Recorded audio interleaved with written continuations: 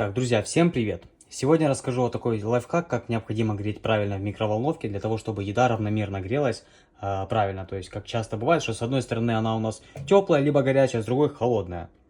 Для того, чтобы этого избежать, необходимо продукт ложить не прямо в центр тарелки, а немножко в уголочек. Да? То есть, в нашем случае берем вот так вот, раз. Это неправильно, это правильно.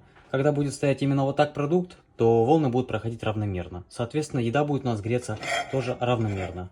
Пользуйтесь.